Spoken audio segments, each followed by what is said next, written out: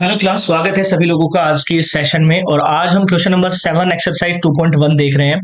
Question number 7 same वही है, principal values हमें निकालना है। शेक वाला मैं बता देता हूं कैसे होगा।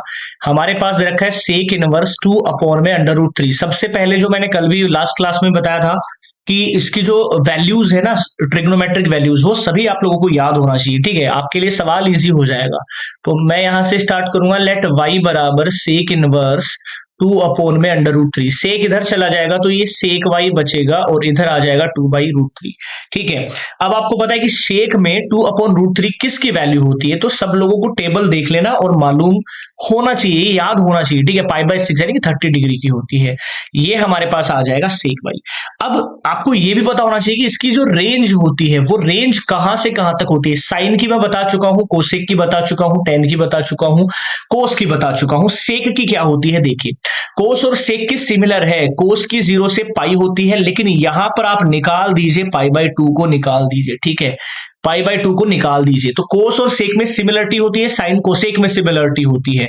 अब पाई/2 निकाल दीजिए, लेकिन यहां पर मेरे पास क्या आ रहा है, पाई/6 आ रहा है। तो सीधा सीधा इसका क्या आंसर होगा, पाई/6 इज द राइट आंसर। ठीक है, बहुत सरल सवाल है। एक्सरसाइज 2 की बहुत ईजी आप लोगों के लिए दी गई है। अगला देख लेते हैं कोट का। ठीक है, कोट की रेंज आप लोगों को शायद नहीं बताई थी मैंने। कोट इनवर्स है अंडर रूट 3। इसको भी सेम वैसे ही करेंगे। लेट वाई बराबर हम क्या कर देंगे, कोट इनवर्स अंडर रूट 3 कर देंगे।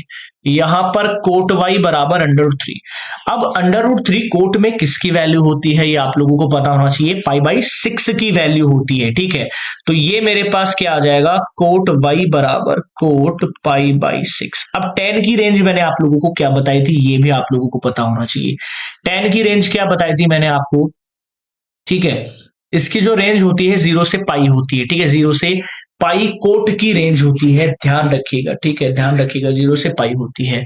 तो इसका भी सेम आंसर हमारे पास आ जाएगा, y बराबर पाई/6। मैक्सिमम आंसर पाई/6 ही आ रहा है हमारा ना, मैक्सिमम आंसर आ रहा है पाई/6 से। दोनों सवाल हो गए हैं। कोस कर लेते हैं और कोसेक। ठीक है, तो क्वेश्चन नंबर 9 देखिए क्या हमारे पास है, कोस इनवर्स -1/√2।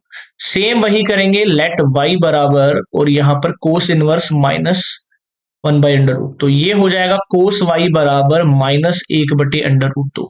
यहां से आगे हम लोग क्या करेंगे, ध्यान से देखिएगा। इसको मैं क्या लिख सकता हूं, मैंने आपको क्या बताया था, कोस इनवर्स क्या होता है, माइनस का कोस होता है। लेकिन टेन इसको हम करेंगे, देखिए कोस बराबर हमारे पास ये आ गया है। अब ये जो वैल्यू होगी ना, पाई माइनस में क्या हो जाएगी, पाई/4। क्योंकि कोस 1/2 किसकी होती है भाई, आप सभी लोगों को पता है। ये मैं करना चाहूंगा तो मैंने बताया था कि पाई माइनस कोस हो जाएगा, तो पाई माइनस पाई/4 लिख लेता हूं मैं डायरेक्ट। मैंने आप लोगों को बताया था, याद हो किसी को अगर, साइन इनवर्स माइनस थीटा तो हो जाएगा माइनस साइन इनवर्स थीटा।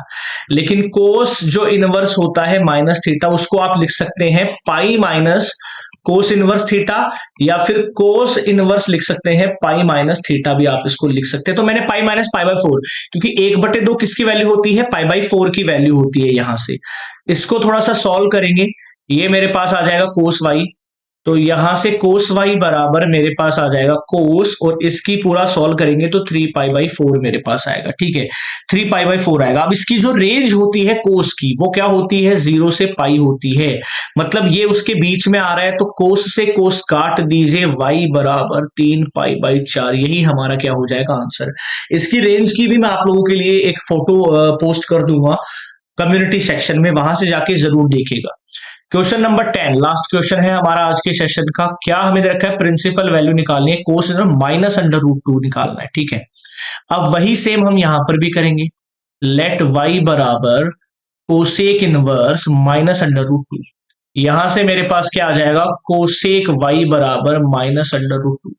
अब देखो आगे क्या करेंगे, कोसेक होता है माइनस, सीधा सीधा माइनस होता है। ठीक है, तो ये हमारा क्या हो जाएगा, इसको अगर मैं लिखूंगा तो मैं कैसे लिखूंगा इसको, इसको हम लिख सकते हैं माइनस और कोसेक पाई/4 इसकी वैल्यू होती है। इसको मैं रीअरेंज कर दूंगा तो क्या करूंगा, कोसेक -पाई/4 भी लिख सकता हूं। और यहां पर हमारे पास आ रहा है कोसेक पाई। ठीक है। अब इसकी जो रेंज होती है कोसेक की रेंज, वो आप सभी लोगों को याद रखनी है, कितनी होती है, -π/2 से π/2 होती है, बट एक्सेप्ट 0। ठीक है, तो ये आंसर भी सेम ऐसे की ऐसे आ जाएगा, क्योंकि -π/4 इन दोनों के बीच में ही होता है। तो y की वैल्यू क्या आ जाएगी, -π/4। आंसर चेंज किस केस में होता है, रेयरली चेंज होता है। किस केस में, जब रेंज के अंदर से आंसर नहीं आ रहा है तो रेंज में लाना पड़ता है उस आंसर को। तो उम्मीद करूंगा ये चारों सवाल भी आप लोगों को अच्छे से समझ में आए होंगे। शेयर जरूर कर देना अपने सभी दोस्तों से जो क्लास 12th में पढ़ रहे हैं, और कोई भी डाउट है तो कमेंट जरूर करें यहां पर। जय हिंद।